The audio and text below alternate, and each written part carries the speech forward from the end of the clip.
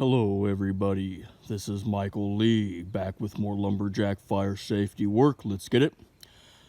Now we're on Bill's property and I just finished for the year. The summer California heat is now upon us, so it's about noon right now. I usually like to shut down my work at noon or 1 o'clock at the latest. It's just a safe way to do it when it's hot and dry outside. Anyways, this will be a full property tour because I just finished.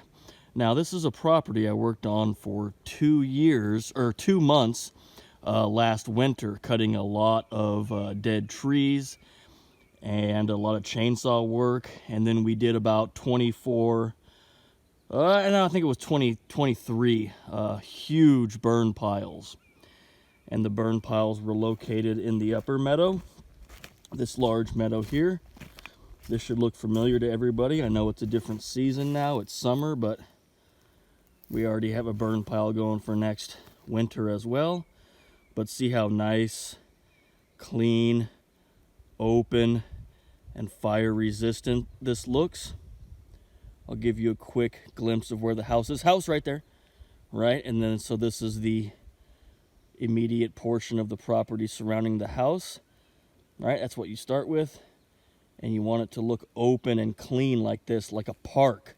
See these big old growth valley oaks and pines? See how there's nothing around them, how they're well spaced? There's no ladder fuels, there's nothing for the fire to burn down here, there's no way for the fire to get up into the canopies. See this? This is what you want your property to look like.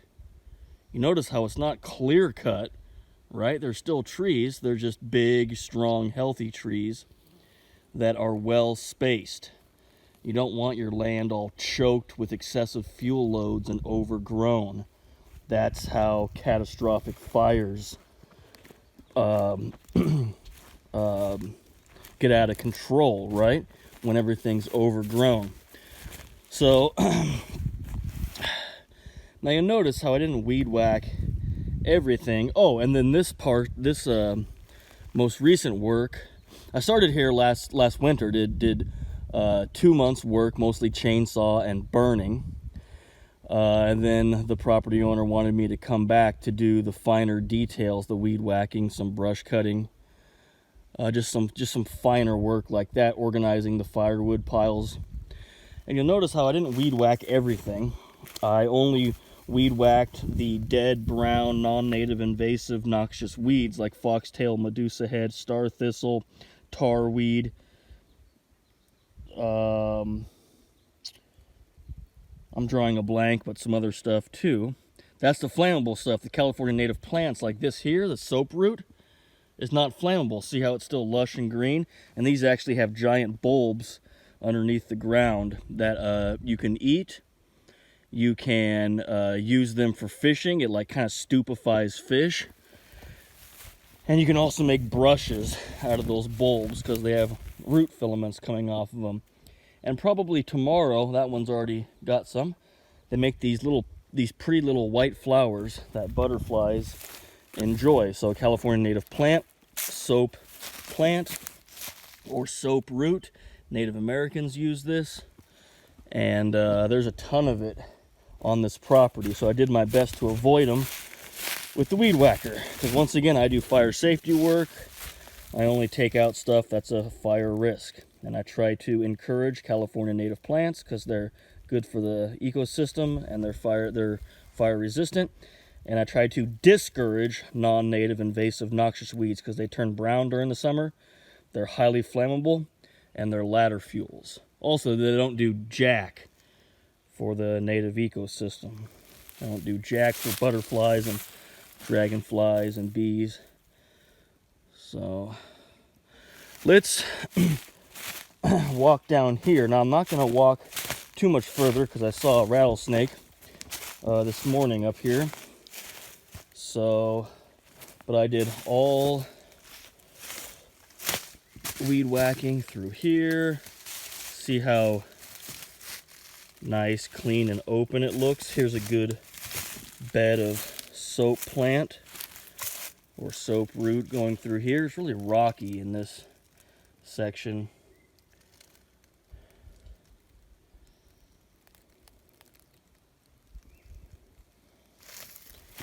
See that?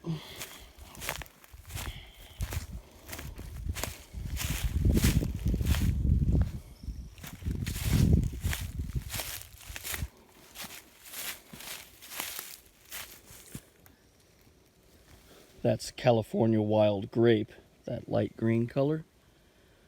You can eat the grapes it produces, you can eat the leaves, and you can also make rope out of its vines.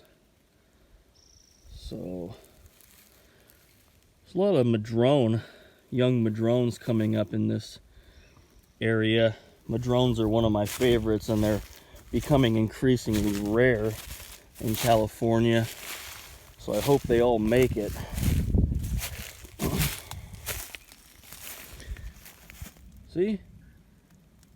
See how it's not clear cut?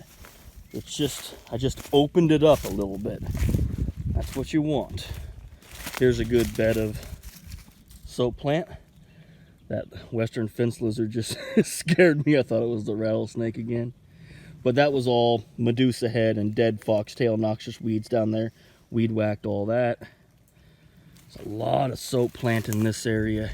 Here's a close-up of some baby madrones growing up.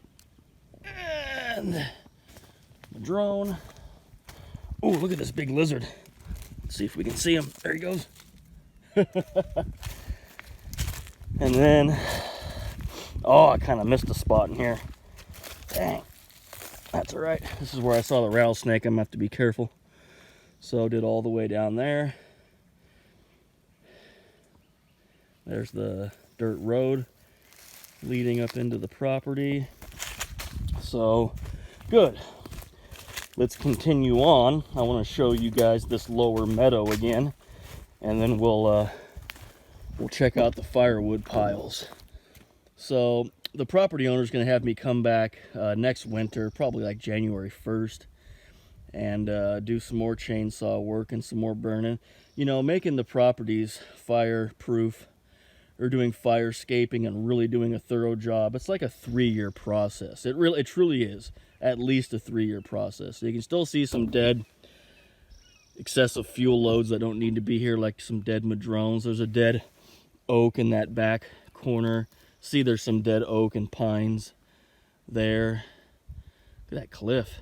And see those little ash circles? That's the remnants of all the burn piles we did. So this tree is unbelievable. Old growth valley oak. That sucker is 500 years old. You don't see very many valley oaks like that anymore in California. That is for sure. That valley oak right there is just a beautiful specimen. Look at how big that thing is. Come on, brothers and sisters. Woo-wee. All right, I'm all fired up about these big trees now. We'd better go look at some of the I wasn't going to do this. I was going to do the firewood next, but after I pointed out that big old growth valley oak, now I'm all fired up about these big trees. I'm going to go show you guys the old growth madrone. Now, I talked a lot about madrone and showed you these madrones last winter in a video when I was doing the chainsaw work, but since it's the summer now, let's check them out again. Now, madrone will keep their leaves all through the winter. They don't drop them. It's kind of one of the things that makes them unique. Here we go. Old growth madrone. See how pretty the bark and the wood is? It's almost like a reddish purple.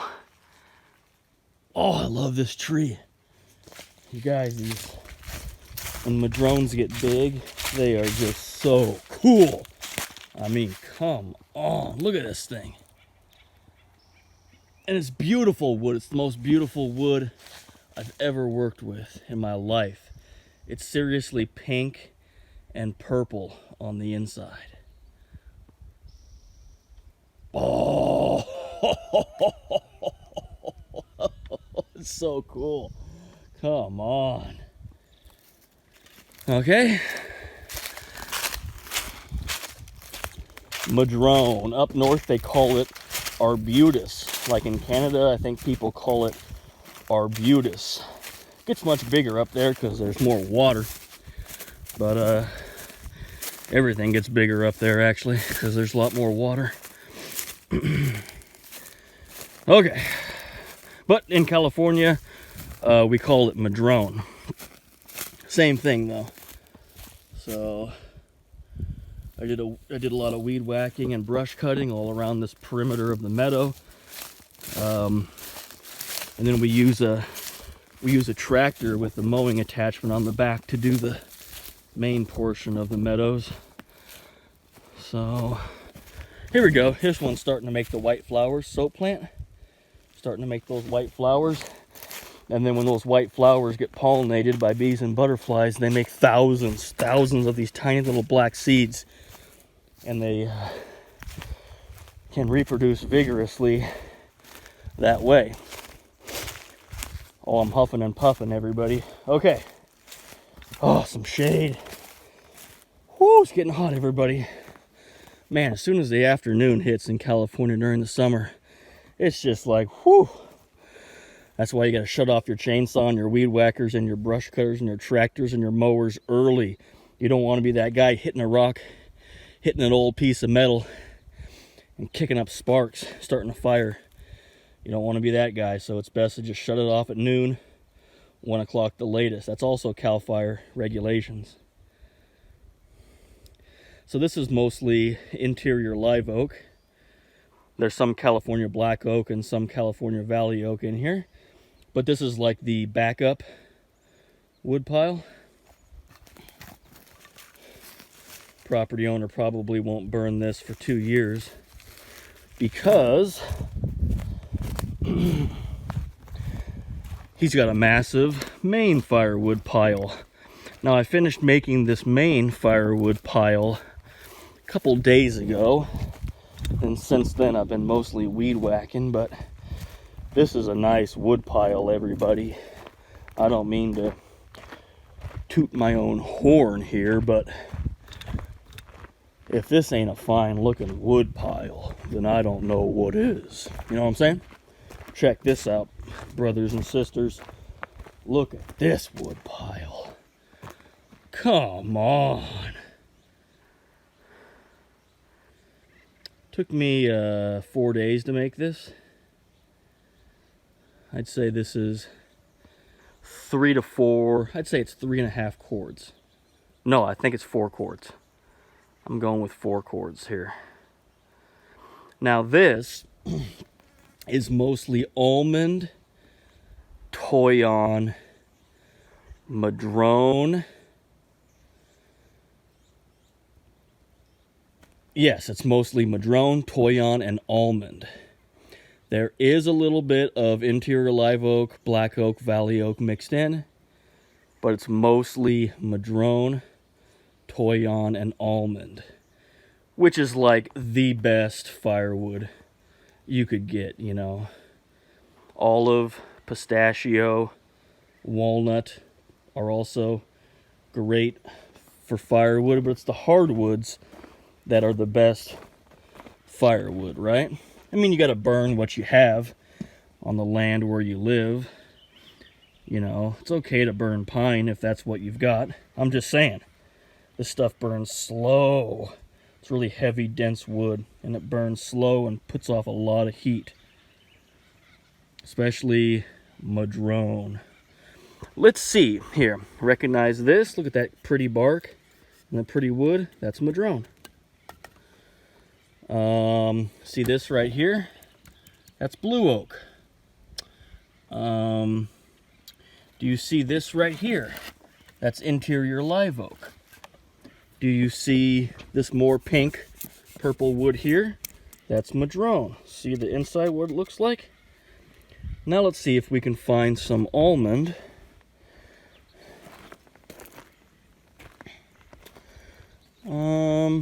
Here we go. This is almond. That's what almond looks like. See the bark? almond. Here, more almond. This is almond. And this is almond. This almond is beautiful wood. It's in the best condition of all the wood because it didn't come from here. It wasn't burnt by the campfire. It actually just came from an orchard that had been turned over. So if you live anywhere where you're near orchards, when they rip out their old trees to plant new ones, make an offer to buy their wood, because it will be amazing firewood, like the best you can get. Although as far as this pile goes, I would go with madrone. I think madrone is the best wood in here. So let's see if we can find some toyon. Here's toyon. That's that piece there. The toyon's much smaller. This small one way down there, that's toyon. But God, is it hard wood. I mean, you could just break somebody's femur if you swung that at somebody. Incredibly hard wood. So, oh, here's a toyon. Here's some toyon right here. This will be a good example. See? Toyon. Oh wait, no, this one's manzanita, everybody. That's right, there's some manzanita mixed in here too. That's manzanita. So you can see what I did here is I stacked the frame of the thing, right? I made like the exterior of it. I built the shell, the exterior of it first, stacked it up nicely on all sides. See that here? I stacked it up neatly all the way around. And then I left the center of it open. See how I did the corners? Stacked it up. And then back here, stacked it up. Made the frame. And then see how I did the corner? And then stacked it up there. I left the middle open. And then I backed the pickup truck as close as I could and just started chucking wood into the middle of it. And sometimes you have to be really precise. Here's toyon. Look at this. Here. This long skinny one. That's toyon. And then I filled up the middle. And sometimes you have to get out of the truck and kind of precisely place wood to stabilize the outer frame. And then the last thing you do is you kind of make a mound in the center, so that the center's the highest point. That way, if the property owner wants to tarp it, the water will flow off and not create any puddles, okay? So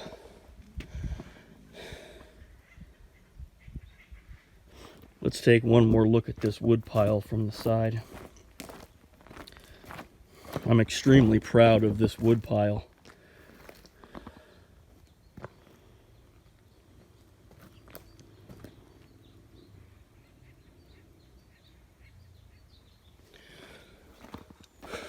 Another big healthy valley oak.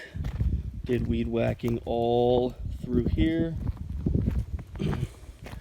All through here, and here's the lower meadow. And the property that starts over there is Doug's property. So all the properties I work at in this area, they're all contiguous. They're all right next to each other, so when I do work on one property, it helps everybody. I did weed whacking all through here. Let's keep going.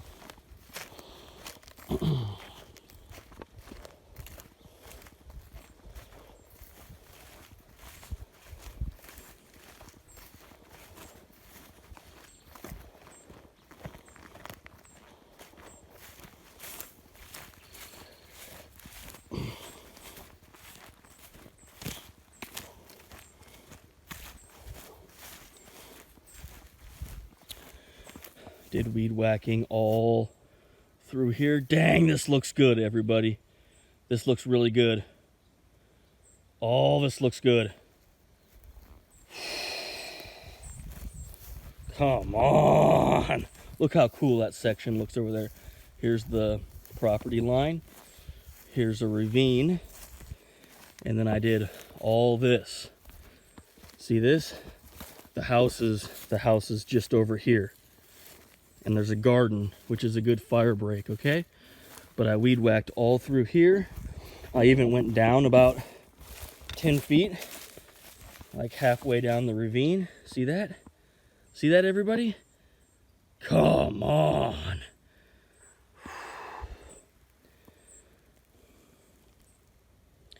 Eventually, I'm going to clean up this ravine, but just not there yet. Campfire ripped through this ravine, by the way. There's some big trees still alive in this area that survived the fire. These are some tough trees. All this area looks good. You guys, brush cutting and weed whacking, it's not as fun as going to Disneyland, but dang does it look good when you're done. You just gotta tough it out while you're doing it. It's not the most fun thing to be doing, weed whacking. Especially in the heat like this, with the thistles flying all over your face and getting into your beard. My favorite thing is chainsaw, axe, and burning. But weed whacking is just something you have to do. I would even argue that weed whacking is the primary thing a fire safety worker should be doing. At least where I live, in California. Quiz, what's this? What kind of plant is this, everybody? Come on. Soap plant. Soap root. See how it's got those leaves sticking out the bottom and then the bulb is underground. This is wild lilac. I left that. See how it's green? California native plant. And weed whacking all through here. Now, when we pop out of the shade here, oh, I'm huffing and puffing, everybody. Now, when we pop out here on the top, out of the shade, you can see another view of the upper meadow. So, house is that way. Okay, I did weed whacking all along the border of this meadow. Check out the manzanita. It's one of the nicest, biggest manzanitas I've ever seen in my life. And yeah, last winter when I was here, I did a lot of work on this upper meadow. It was fun. Got to cut down some big dead oaks and pines. I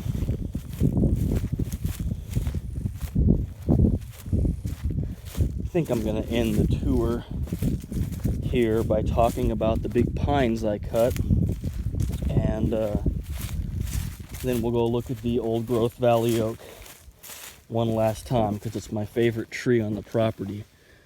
There's where the 3 big dead ponderosa pines I cut, and I cut a foothill pine and a ponderosa pine and a couple dead valley oaks from here.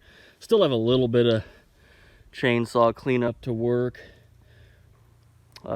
next winter when he has me back.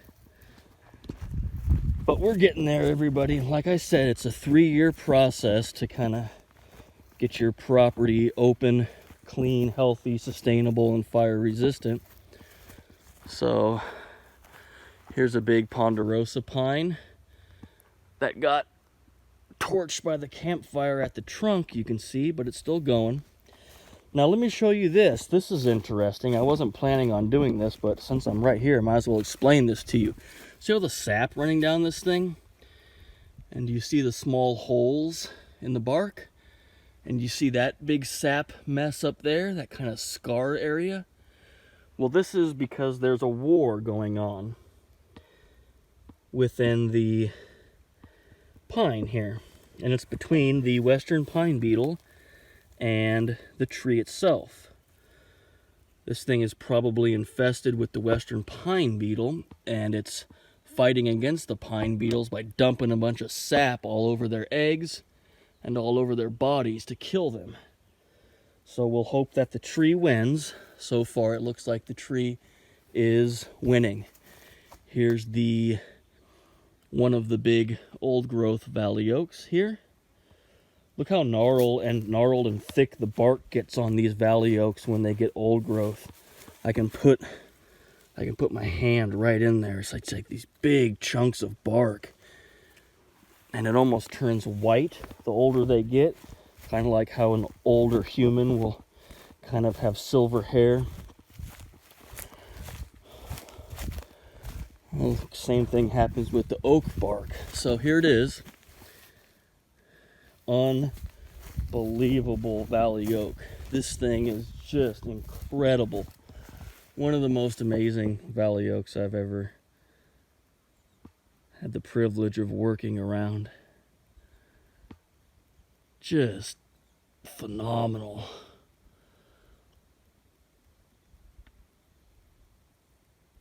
And valley oaks make the largest acorns. And you see how it's all open and clean around it? That's how oak trees like it, okay? And look at how low this branch is. Look at this branch. This one branch coming off of this valley oak is the size of 10 normal trees. And look, it's even touching the ground there. This is so cool. I've seen this multiple times in my life where valley oaks will get so big, blue oaks too, that their branches will actually rest on the ground. Kind of like an old man with a cane. Unbelievable. That tree is phenomenal. And there's another look at the backup firewood pile. Here's another look at the upper meadow. That's where I cut the big dead ponderosa pines. And one last look at the cliff. That was a full property tour of my lumberjack fire safety work, everybody. Make sure your property looks like this if you live in a prior fire-prone area so your house doesn't burn down. Yeah, Michael Lee.